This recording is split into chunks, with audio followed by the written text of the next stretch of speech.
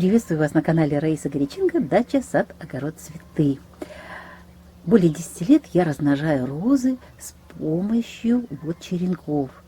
Это были черенки из букета роз, также из кустов роз, которые мне понравились у моих друзей, коллег. И за это время у меня было очень много разного опыта, и положительного, и отрицательного. И вот я собрала все свои ошибки, которые совершала эти все годы, и хочу поделиться тем опытом, который у меня есть, чтобы начинающие не повторяли его. Но, естественно, я для этого, как всегда, готовлю такую шпаргалку, и хочу сразу же здесь, у этого куста, рассказать о тех двух первых ошибках, которые именно с этими саженцами были специально мной, я специально это делала, готовила, потому что вопросы постоянно сыпятся именно по этой теме. Черенки из роз или роза из черенков. Итак, что нельзя делать? Первая ошибка – несколько черенков в одной банке или бутылке. Если несколько черенков, они думают о том, как выжить, а не о том, чтобы создавать корневую систему. То есть идет борьба и в почве, потому что там корневая система, для питания корней нужны питательные вещества, и идет борьба за питательные вещества. Ну и здесь место под солнцем, бутылки тоже пытаются друг друга подавить для того, чтобы выжить. В результате выживают самые сильные. Надо ли нам это? Естественно, нет. Поэтому я всегда, когда у меня успешные были как раз размножение роз черенками, один черенок, одна бутылка. Ну и очень важный момент, который здесь тоже у меня розочки живут в тени. Нельзя выбирать место в тени, потому что и поздно разогревается почва, мало солнца, фотосинтез слабо идет, поэтому обязательно должна быть солнечная сторона. Ничего страшного, если жаркое лето, можно просто затенить то ли травой, то ли еще какое-то затенение придумать в очень жаркие дни. Ничего сложного в этом нет, это можно организовать, но должна быть солнечная сторона, почва должна быть теплая. Далее, следующий у нас такой важный момент – резкое снимание бутылки или банки. Нельзя снимать, вы видели листики летом или осенью и снимаем бутылку. Я это тоже делала. Нужно снимать банку или бутылку на саженцы только в мае, когда уже следующего года, когда уже потеплеет. Я уже сделала это, потому что стало тепло, достаточно тепло, и почва прогрелась, и можно уже снимать бутылку. Следующее важное мероприятие, на которое не обращают внимания, это тоже ошибка. Четвертая ошибка – резкая, без подготовки снятия банки или бутылки. Нужна постепенная закалка. Очень хороший опыт закалки происходит следующим образом. Начинается уже тепло, сняли крышечку. Неделю снятой крышечкой находилось растение, но под банкой. А затем неделю можно начинать вечером с 18 часов, там уже солнце не сильное, сняли банку полностью и оставили растюхи ночевать. Утром снова ставим банку обратно на растюху, на розочку. Следующий день с 17 часов, следующий день с 16. И так в течение недели можно провести эту закалку. Очень хорошо получается, растения получаются здоровые. Следующая ошибка – поливы.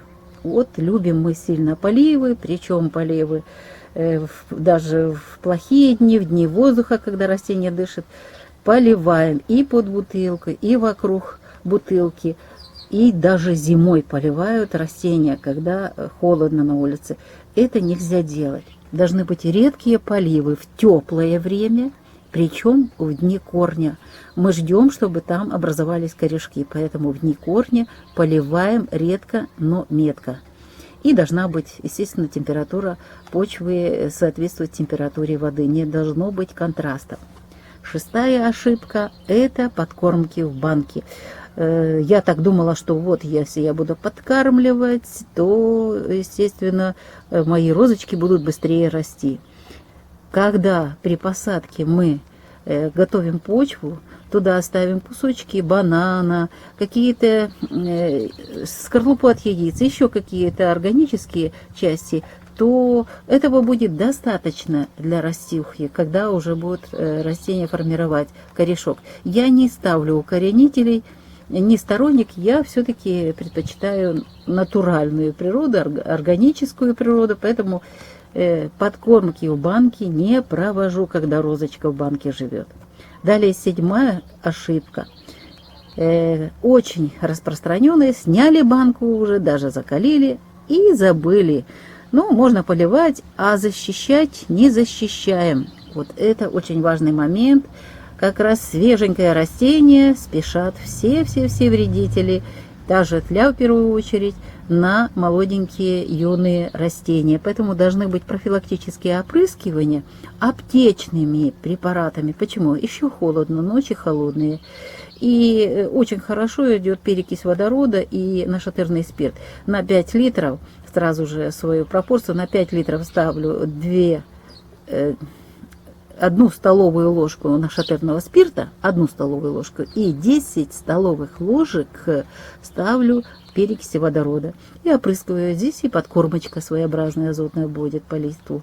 И убираем вредителей. Профилактически не ждем, пока вредители полностью займут место на саженце.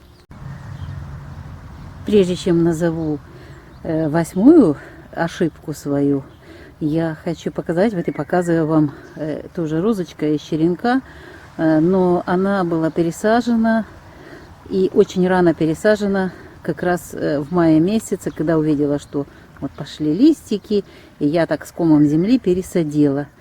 К сожалению, вот уже 3-й год после этой пересадки она цветет, чуть-чуть подрастет к осени, но нету той силы, которая должна быть именно в розочке, к которой сейчас подойду и покажу. Поэтому давайте запомним 8-е правило, 8-ю мою ошибку.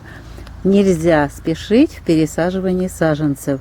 Посадку черенка нужно сделать лучше сразу же на постоянное место. А вот куст розочки, которую 3 года назад посадила, 1 черенок под 1 бутылку. И у меня есть видео, с него начиналась как раз эпопея розы из черенка, черенок для розы. И вот сегодня такой вид. Растение здоровое и растет, и формирует уже свои бутончики, готовится к цветению. Ну, а рядышком насеялись аквилегии, и придется их убрать. Как-то так незаметно получилось. Нельзя мешать розочкам. Итак, вот мы не спешим, высаживаем черенки на постоянное место, как сделали с этой розочкой. И 9-я ошибка – подкормки минеральными удобрениями. Увлекалась, подкармливала, разводила и селитру, и нитромофоску, подкармливала удобрениями, но они слишком быстро привыкают и потом требуют этого постоянно, а к осени не успевает сформироваться древесина и вымерзают как раз розочки. Поэтому подкормка органическими удобрениями, которые у нас есть в наличии, это настой банановой кожуры, это же мука рыбная, мясокостная мука, кормовые дрожжи с витаминами В, потом подкормочки хороши кремнием, это аптечные таблеточки с микро-макроэлементами и с витаминами. Итак, мы сегодня с вами систематизировали 9 моих ошибок при укоренении черенков роз. Я их разложила, свои ошибки, и рядышком же сообщила, что нужно делать, чтобы избежать этих ошибок и получать здоровые, красивые кусты роз. С вами была Раиса Греченко. Дождь уже начинается, усиливается, поэтому завершаю это видео. Ставлю точку пока на теме ошибок, а мы будем продолжать историю с розочками, потому что эта тема очень интересная, и розы приносят в нашу жизнь хорошее настроение, состояние счастья, радости.